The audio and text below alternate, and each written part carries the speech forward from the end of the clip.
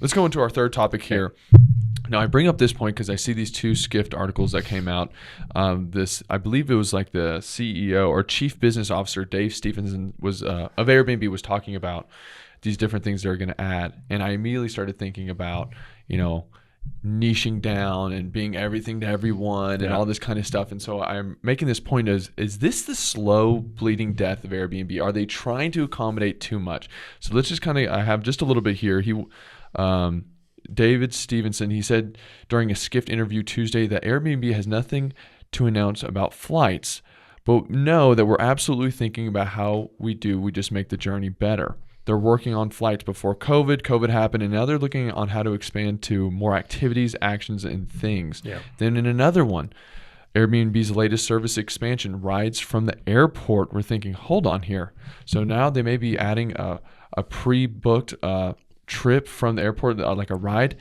And now, hearing this, do you think it's kind of diluting the platform a little bit? Like someone would go here normally to book a short-term rental, but now you can go here, book a short-term rental. You can get an experience. You can do a service. You could do maybe possibly flights in time. They've talked about expanding to hotels, and now they're rides from the airport. Is this going to be? Are you trying to be too much? Well, maybe not. So one, I think that Airbnb still does. I think they make the main thing the main thing. Keep the main thing the main thing, which is short-term rentals, right? And then, but what they've realized, which any business that grows to that size, they start to think, okay, we have this massive customer base and they are doing certain things with us. We built a lot of trust with them. Like they're already here. What else can we sell them? Right. And so what they're doing is layering on services and offerings that would be complementary to their main offer, right? Hey, listen, my main offer are short-term rentals.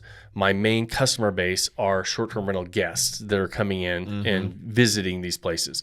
What else can we sell? Does it make sense to show them, discounted airlines? Does it make sense to show them, rides from the airport, like experiences, which they're doing right now, services and experiences while they're on vacation? I think that, it can become really muddy when if you start to all of a sudden want to be a rideshare company, or you want to be, hey, the Expedia for airlines, right, or whatever. Those, if they keep the main thing, and they have this customer base that is dialed in. I mean, marketing 101 is saying, hey, listen, how can I make that customer journey better by offering more services or more products?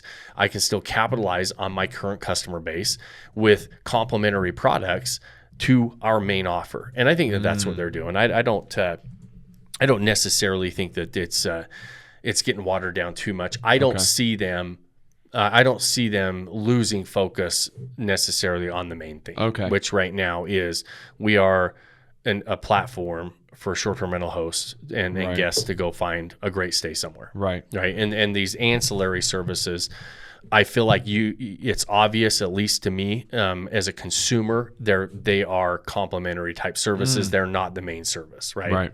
Right. I mean, this is really interesting, man. I mean, I want to make a kind of some predictions here, or pick your brain on predictions. I'm on Airbnb.com. I mean, look at these things that you can do right here. I mean, you have tons of experiences and services you could go to, but I guess my main question is a prediction. Do you think maybe Airbnb just goes, hey, Waymo, hey, Turo, let's work together here. Let's absorb you, and you'll be the rides from the airport from now on. Or Vrbo, we don't need you anymore. Vrbo just do you think Vrbo is going to die off from this? What are some predictions you think could happen here? Well, one, I think that you could acquire some of those smaller companies and say, hey, listen, we're going to layer this onto an offering that we have right now. They're very much hey, listen, we rely on our main product. They don't have a product. They have a platform for those of us with the product can go put on there. But they built a customer base that is massive, right? And so they built a very intentional customer base. The most valuable asset in any company is its customer base.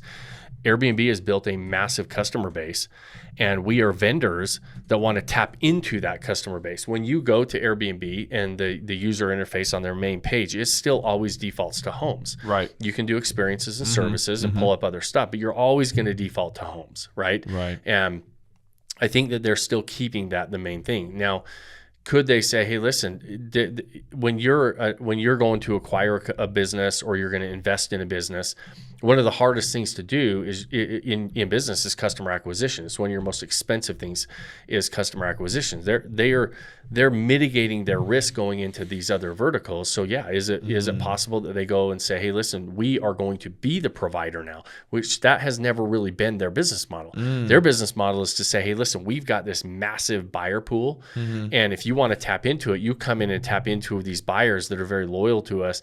They start searching for homes. They're now going to go to these complementary areas, whether they own those complementary service areas or offerings or products is probably yet to be seen. That doesn't seem to fit their business model. Okay.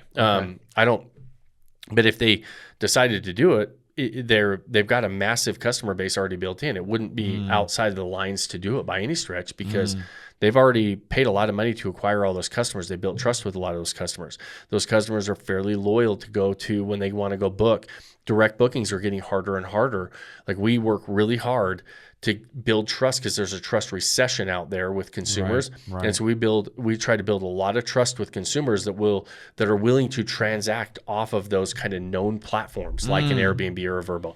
So they've got a massive advantage on how they built that customer base, but their business model has always been, hey, listen, we've got this big buyer pool.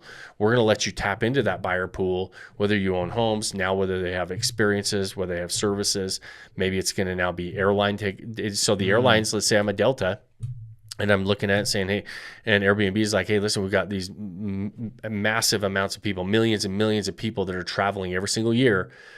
A lot of them are flying to.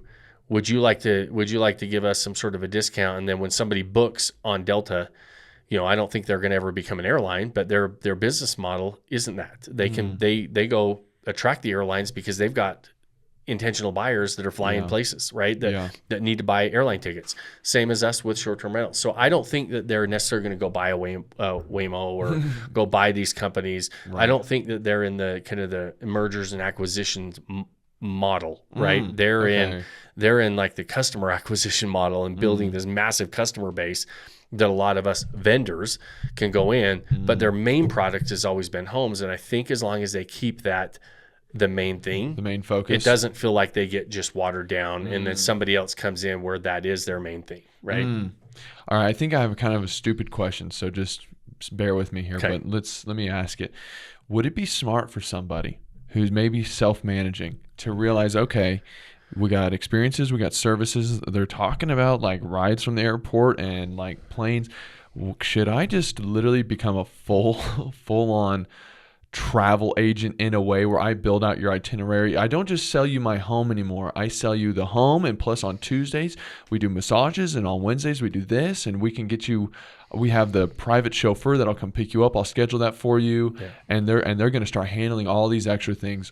Or should you just sell your home? Yeah, I'm a believer of keep the main thing the main thing. Most of us are not big enough to try to capitalize on a whole bunch of different verticals. There's, again, like what Airbnb is doing. You don't have to be that massive to be able to capitalize on different verticals. And I think the instinct is to say, okay, I need to sell.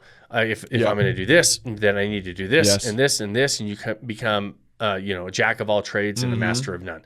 Well, the master makes the most amount of money. And so if you become really, really good at what you're doing and you really mastered being a great host with the greatest properties and the immersive experiences that we're trying to do, that's where we're going to make our money.